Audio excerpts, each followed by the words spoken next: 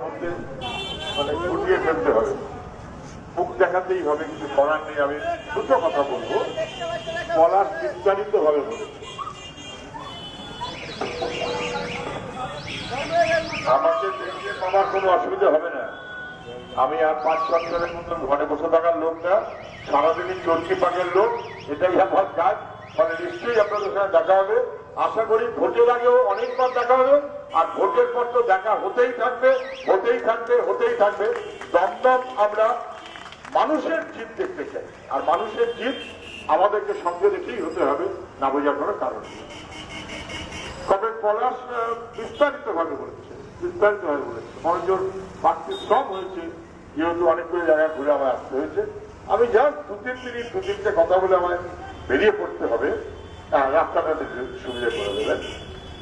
যখন 70-এর দশকে সেই আদাবাসীবাদী সন্ত্রাস, তারপর 75-এর জরুরি অবস্থা, এখন কার্যত ভারতবর্ষে অঘোষিত জরুরি অবস্থায় চলছে। আরো বেশি বিপজ্জনক, আরো বেশি ভয়ানক।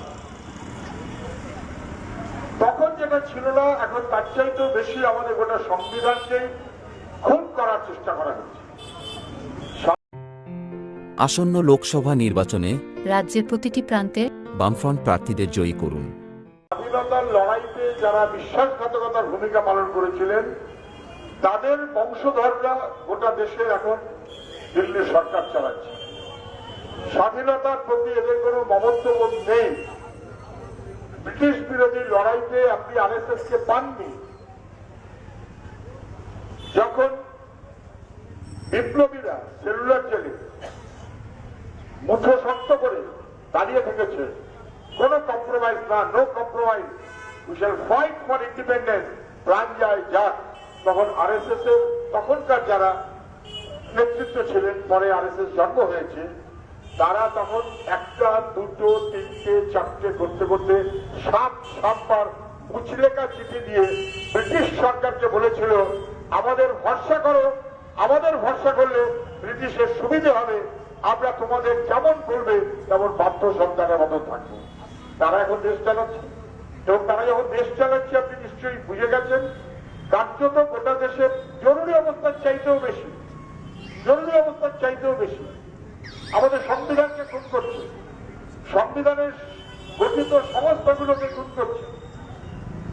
নির্বাচন কমিশন, তাকে পর্যন্ত বিপর্যস্ত করার চেষ্টা হচ্ছে। নির্বাচন কমিশনার কে ঠিক করবেন? চিফ জাস্টিস তার অংশীদার, তাকে বাদ দিয়ে সেখানে হয়ে গেল মোদিজির পছন্দ মতো কোন মন্ত্রী। তার মানেটা কি? মানুষের গণতন্ত্র। এবারের নির্বাচন বুঝে রাখবেন নিশ্চয়ই সবাই, কেউ আমাকে কম বোঝেন আমি মনে করি না। এবারের নির্বাচনের মধ্য দিয়ে আমি নিশ্চিত মধ্য দিয়ে জিতে এসে আর যেন ভারতবর্ষে মানুষকে গণতান্ত্রিক ভাবে ভোটের অধিকার না পায়, ভোটের অধিকার কেড়ে নিতে চায়, আপনাকে পরে আর ভোট দিতে হবে না। যদি বিজেপি সরকারে আসে তাকে হারাতে হবেই, এর কোন বিকল্প আমাদের কাছে নেই, আমাদের কাছে থাকতে পারে না। আপনি সব দেখ পাচ্ছেন, দুজন মুখ্যমন্ত্রী এই মুহূর্তে জেলে, একজন উপমুখ্যমন্ত্রী জেলে, একজন মুখ্যমন্ত্রীর মেয়ে জেলে।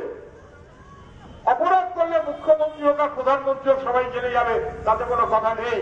কিন্তু কেন জেলে? দিল্লিতে সরকার দুর্নীতি করেছে, সরকারের মাথায় কিংপিন যেহেতু অরবিন্দ কেজরিওয়াল, আমরা তার পক্ষে সমর্থক এমনটা নয়, আপনারা সবাই জানেন। কিংপিন যেহেতু অরবিন্দ কেজরিওয়াল, অতএব তিনি জেলে। আমার সঙ্গত প্রশ্ন, পশ্চিমবাংলায় তার চাইতে ভয়াবহ দুর্নীতি করে আমাদের সন্তান সন্ততিদের চাকরিটাকে যে কেড়ে নিয়েছে, ভয়াবহ দুর্নীতি, তার মাথায় কিংপিন আমাদের পশ্চিমবাংলার মুখ্যমন্ত্রী। তাহলে তিনি কেন জেলে না? আমাদের ইলেকট্রাল বন্ডে ওষুধের দাম বাড়িয়ে ওষুধ কোম্পানির থেকে টাকা নিয়েছে বিজেপি আর তৃণমূল। ইলেকট্রাল বন্ডের মধ্য দিয়ে সরকারি ভাবে দুর্নীতির ব্যবস্থা হয়েছে ভারতবর্ষে, অতীতে কোনদিন এই রেকর্ড নেই। সেই দুর্নীতির মাথায় যিনি, তিনি প্রধানমন্ত্রী নরেন্দ্র মোদী। যদি সত্যি সত্যি অর্ধেক কেন্দ্রীয়কে দুর্নীতির কারণে গ্রেপ্তার করতে হয়, তাহলে ইলেকটোরাল বন্ডের দুর্নীতির কারণে নরেন্দ্র মোদী কেন গ্রেপ্তার হবে না? এই প্রশ্নটা স্বাভাবিক এবং সঙ্গত। আমরা চাই লেভেল প্লেতে সমান মাঠে খেলতে হবে, মানুষের কথা বলতে হবে, দুর্নীতির বিরুদ্ধে রুখে দাঁড়াতে হবে। আমাদের ছেলে মেয়েদের কাজ কেড়ে নিয়ে সর্বনাশ করা হচ্ছে, তার বিরুদ্ধে রুখে দাঁড়াতে হবে। আমাদের জিনিসপত্রের দাম আকাশে, 450 টাকার রান্নার গ্যাস 1200 টাকা, 1150 হয়ে 950 এসেছে, 2.5 গুণ বেড়ে গেছে। ওরা বলছে 200 কমিয়েছি, ওরা কখনো বলতে পারলো না যে বাড়িয়েছি। ওদিকে যেমন তাই তেমনি পশ্চিমবাংলাতেও ডিজেল পেট্রোল ছেড়ে দিন দিল্লি সরকারের। পশ্চিমবাংলায় আমি আরেকটা দুর্নীতির ইঙ্গিত দিয়ে রাখছি, কদিন পরে প্রমাণিত হবে। জিএসটি তৃণমূলের পক্ষ থেকে অল্টারনেটিভ অ্যাপ তৈরি করে কোথাও কোথাও টেস্ট করা হচ্ছে। জিএসটির টাকাতে কম্প্রোমাইজ করে সেই টাকার অংশ তৃণমূলের দপ্তরে যাবে, এমনকি সেই ব্যবস্থা পর্যন্ত হচ্ছে। ভয়াবহ দুর্নীতি, বাংলা সর্বনাশ হয়ে যাবে। আমাদের ভবিষ্যৎ প্রজন্মের জন্য দায়বদ্ধতা রক্ষা যদি আমাদের করতে হয়, তাহলে মানুষকে বাঁচাতে হবে।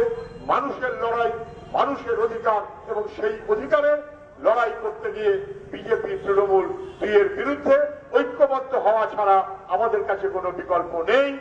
কমরেড কামা এবং কামার মতন আরো অনেকে যারা সাথ দিয়েছেন, তারা আমাদের কাছে এই নির্দেশে দিচ্ছেন, এই দেশ, এই ধরিত্রী ভারতবর্ষ, এটা আমারও সমান। এটা কোনো মোদীজির না, এটা কোনো অমিত শাহ না, এটা কোনো মমতা ব্যানার্জির না। এই ধরিত্রীটা এটা আমার এই ধরিত্রীর মানুষ যারা পৃথিবীর সন্তান, তাদেরকে নাগরিকত্ব থেকে বঞ্চিত করার চেষ্টা পর্যন্ত যখন হচ্ছে, ভয়াবহ সেই বন্দোবস্ত, তার বিরুদ্ধে রুখে দাঁড়ানো জরুরি। মানুষের জন্য মানুষের লড়াই, আমি সেই লড়াইতে আপনাদের সঙ্গে আছি, থাকবো, সমস্ত মানুষের হয়ে থাকবো। কমরেড রতন দত্ত, কমরেড গাওয়া অথবা এইরকম শহীদ যারা, তাদের নির্দেশ পালন করে মানুষের সঙ্গে থাকবো, এই নিশ্চিত কথা দিয়ে সবাইকে শুভেচ্ছা জানিয়ে আরেকবার শ্রদ্ধা জানিয়ে আমার কথা শেষ করছি। ভালো থাকবেন। ইনকালাব জিন্দাবাদ। আচ্ছা কমরেড, যারা আন্তর্জাতিক গান আসন্ন লোকসভা নির্বাচনে রাজ্যের প্রতিটি প্রান্তে বামফ্রন্ট প্রার্থীদের জয়ী করুন।